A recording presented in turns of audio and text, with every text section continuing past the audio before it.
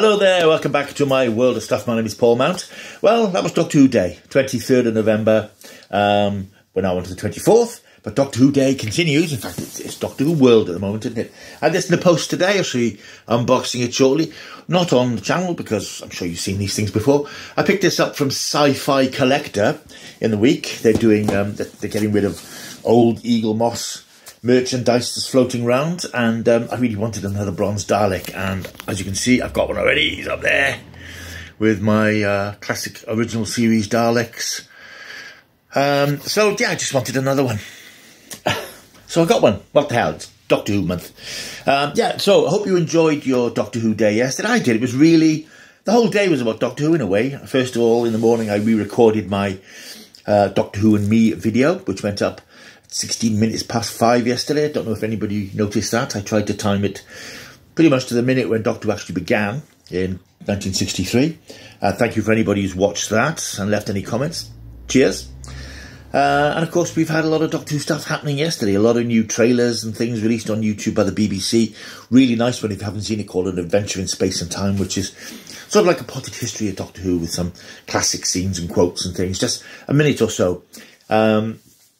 Ending with very nice teaser sequence of the new Doctor, Ncuti Gatwa, and his companion, Millie Gibson, as a Ruby Sunday in action, sort of running down the corridor, the Doctor with a big grin on his face. And there was another one, which was a sort of a history of Doctor Who, another BBC one, which had a couple of quick clips. A quick clip of Millie Gibson in a street somewhere outside the TARDIS, and a clip of the Doctor in a street with the TARDIS behind him, looking a bit sad. So yeah, nice little teasers coming along now as we head towards the weekend, and the first of the David Tennant special. So yeah, there's still a lot of Doctor Who going on, even though Doctor Who Day itself is finished. There's a few things I want to talk about in this particular video. You'll notice from the thumbnail, primarily I'm going to be talking about the Doctor Who, the Daleks in colour, that was broadcast on BBC 4 last night at 7:30. There's a couple of other things going on, because there's so much stuff at the moment, it's nuts. So yeah, let's just crack on with Doctor Who and the Daleks. Right, this is an interesting project. A 75-minute edit of the 7-part 1963/64 Dalek story, often called The Dead Planet, after the title of its first episode, which of course is in black and white. This was an interesting new version of the story, edited down, as I say, to 75 minutes and colourised.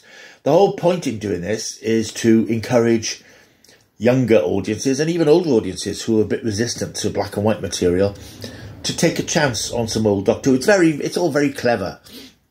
We have the Whoniverse, of course, which was announced a few weeks ago, the umbrella banner on which all Doctor Who product is now available and broadcast. And obviously a lot of that material is the old black and white stuff from the show's first 6 seasons. And yeah, it is true that I think a lot of kids and older people, as I say, don't like to watch black and white stuff. They just can't get into it. The pace is different, the acting is different, the whole feel of stuff in black and white is different, admittedly.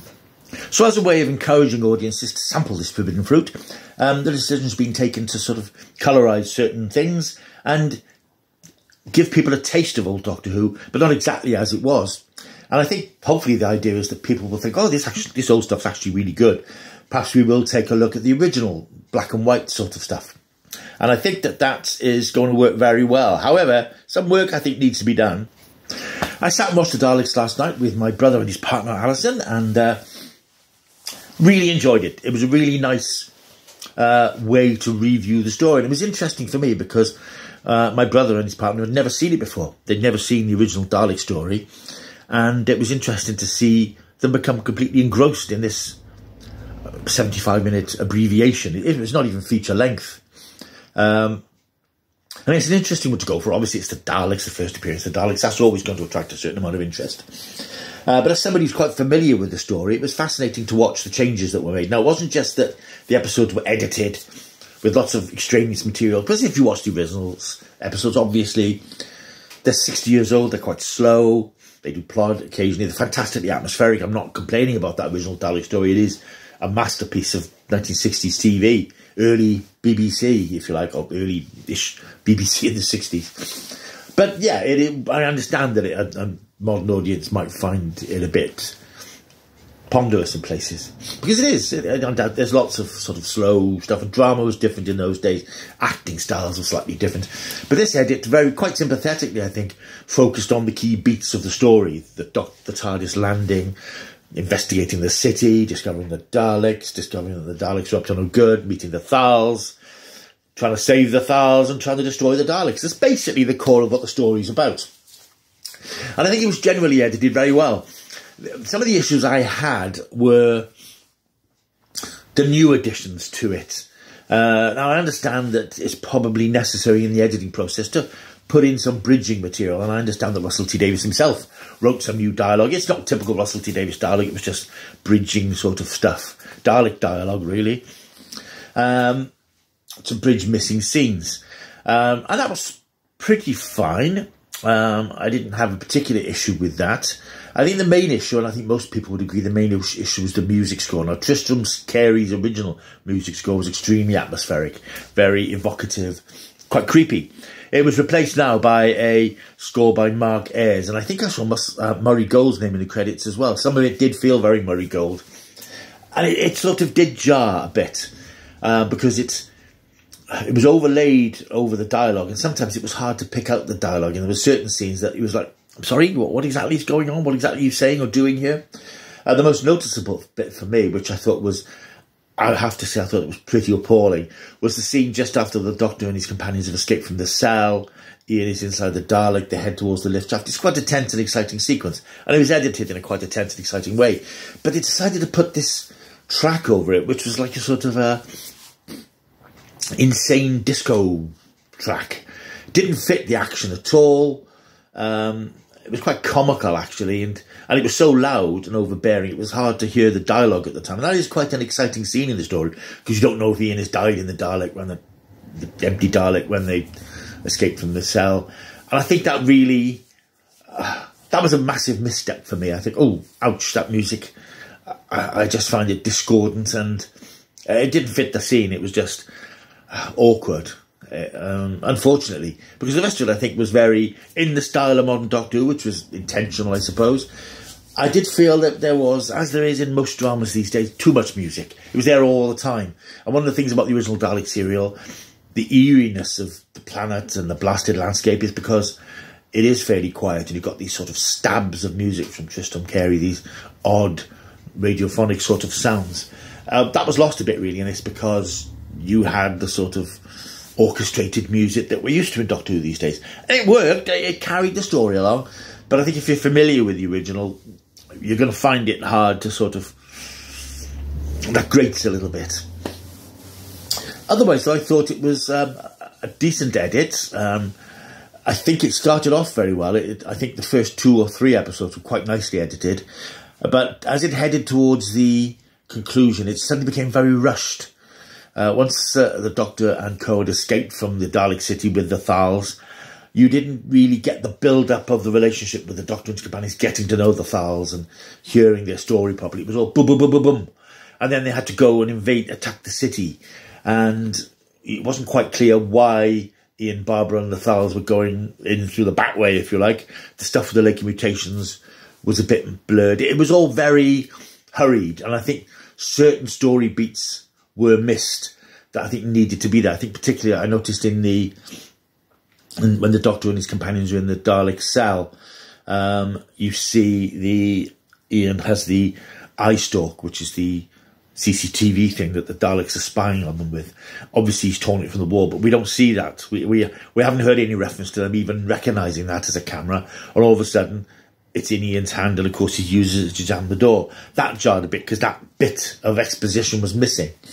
I think Susan's trip to the TARDIS and back, she was there, she met the Thal, Alien, and then she goes back, and she's suddenly back in the city and back in the cell, and giving the Doctor and his companions, and Ian and Barbara, the radiation drug.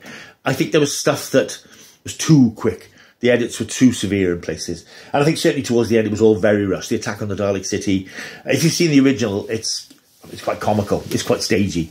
They did beef it up a little bit here, admittedly. They made it a bit more dramatic with the music.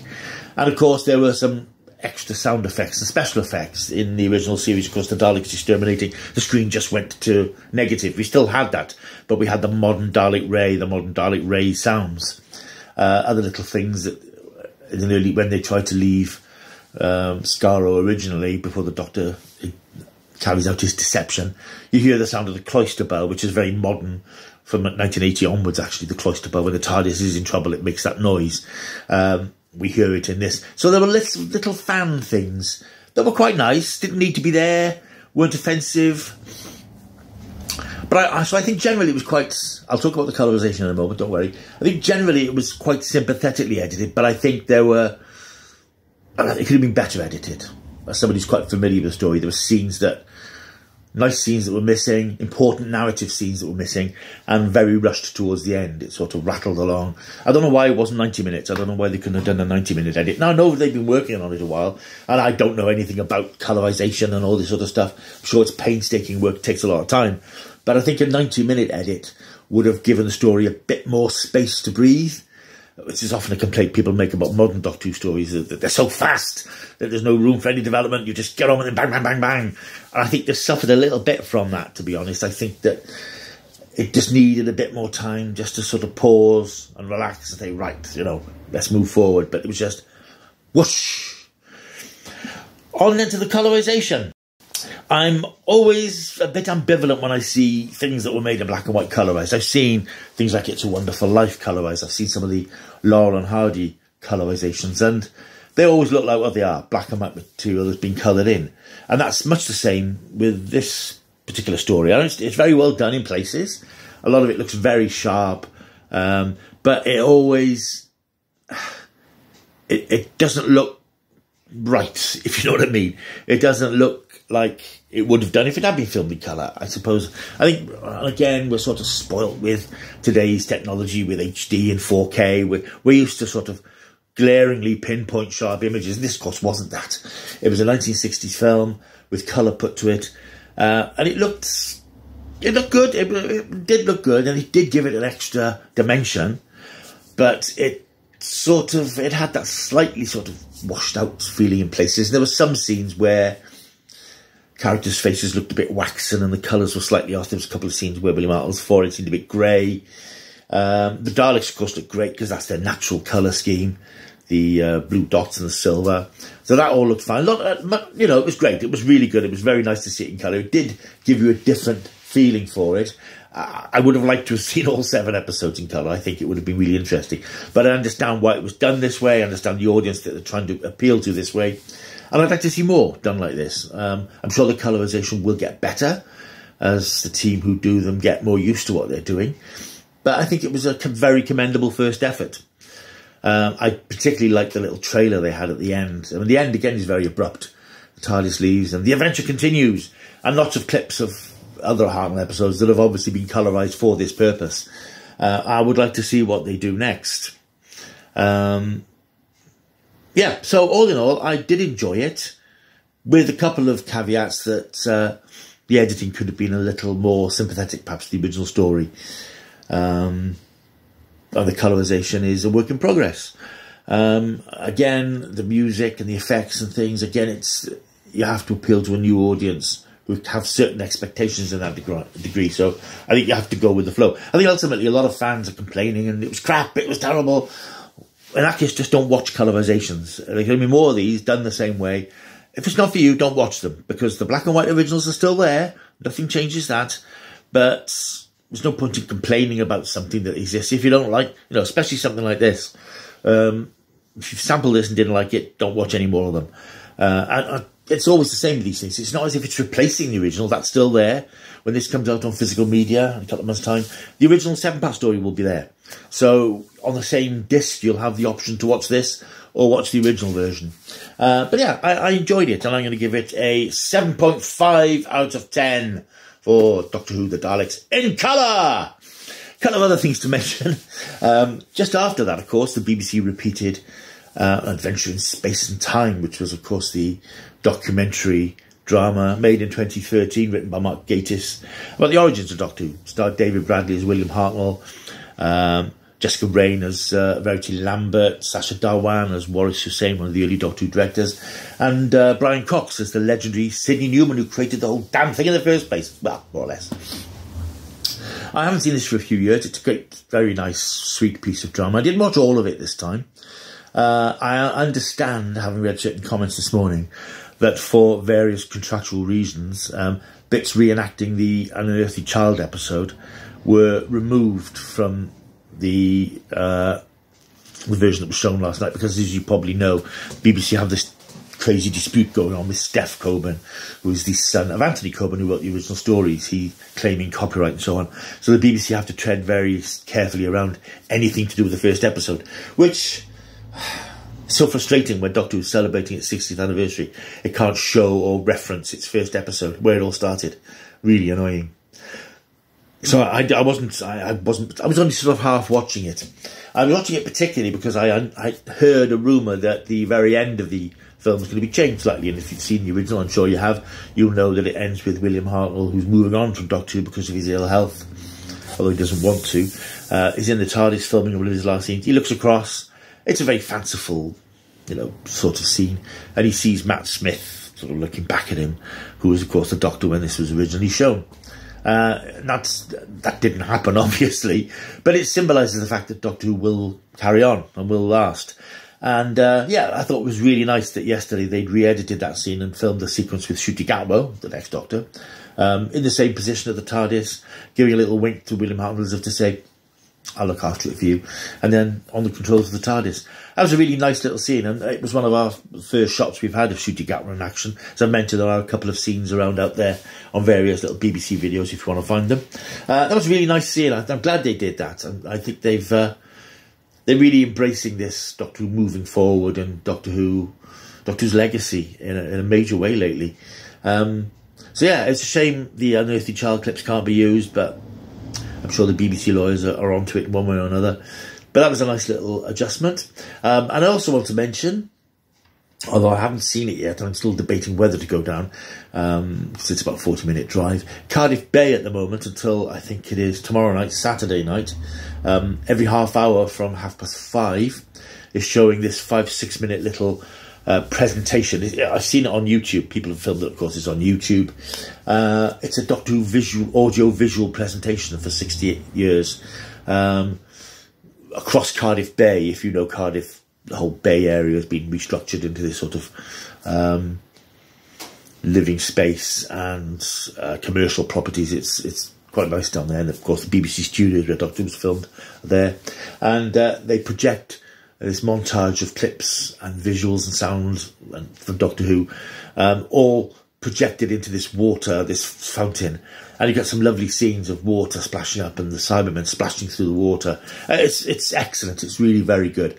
And I say I'm thinking about going down to see it tonight, to just see if I can drag myself down there. But it is on YouTube and it looks beautiful. And I watched it this morning on YouTube thinking, wow, the effort they're making. They really marshalled their resources and really pushing for Doctor Who in a major way, which we haven't seen for years. It's the 60th anniversary you're going to. The last few years, it's just been a season of Doctor Who, a few bits and pieces. But now, this year, they're really, because of the Disney coming on board, focusing on making it this big worldwide brand. And I think it's fantastic. I'm just watching that this morning and people cheering. As I mentioned on my Doctor Who Me video yesterday, it gladdens the heart for an old fan like me who lived through all the wilderness and the time when Doctor wasn't popular, to see people loving it again, to see the BBC really behind it in a major way. It's beautiful. So if you get a chance to go down to the Bay, please do, because I know it's only 5 or 6 minutes. That's one of the things that makes me think, oh, do I want to drive for 40 minutes, watch that and come back? But yeah, it looks beautiful. So yeah, I would recommend anybody in the area to pop down and have a look. I think it's shown on the half hour from 5:30 until 9:30, I think it is. But it was on yesterday and today and tomorrow. So that's it. That's Doctor Who sort of update on things that have been happening. There's a lot of other stuff around, so every time I turn my back, there seems to be a new trailer. There's also a very nice, very amusing clip from the Star Beast, which is the first of the David Tennant specials. The BBC put that on YouTube, where the meets Rose, Donna's daughter, and then Donna. It's quite amusing. So yeah, there's this, it's a Doctor Who time of the year, and why not? Right, thank you for watching. Hope you've enjoyed this little video where I've taken a look at the Daleks in colour. Leave a comment down below, like and subscribe. Subscribers have ground to a halt now. It is a bit odd that my Davros video, which I did last weekend, has had 1,800 views, which is a hell of a lot for me. But all the new people who've looked at it, only 20 or so have subscribed, which I think is a bit weird. So please press that subscribe button. You don't even have to watch the videos. Just help me get those numbers up, because that will help me decide whether to keep the channel going in the new year. Not that I'm thinking of stopping at the moment, but this does come a point when you think, well, you know, it's not building very much. And it's not that I want millions of subscribers. I'm not looking to earn from YouTube, but it would just be nice to get more people aboard and get that. You know, I've always liked to get comments and get a dialogue going, but subscribers are very reluctant to move up. So if you are watching these sorts of things for the first time, just like and subscribe. You don't have to watch anything that comes up again. Just got those numbers up for me. Right, thank you. I'm out of here. I'll see you soon. Tomorrow, in fact, for my review of Doctor Who and the Star Beast. And, of course, more stuff coming up in the next few weeks, including non-Doctor Who stuff, so stay tuned. Right, see you soon. Until I do, keep taking the stuff.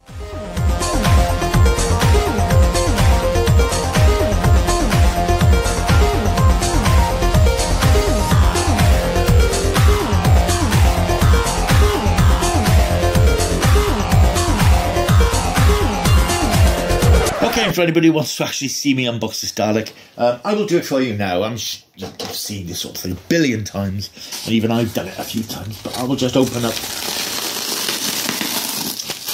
I do hate this stuff. Polystyrene is a pain, because it gets everywhere. Ugh.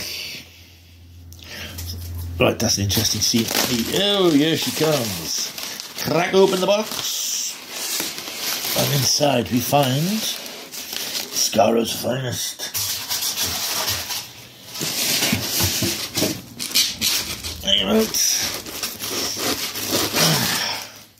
And there we have another gold Dalek.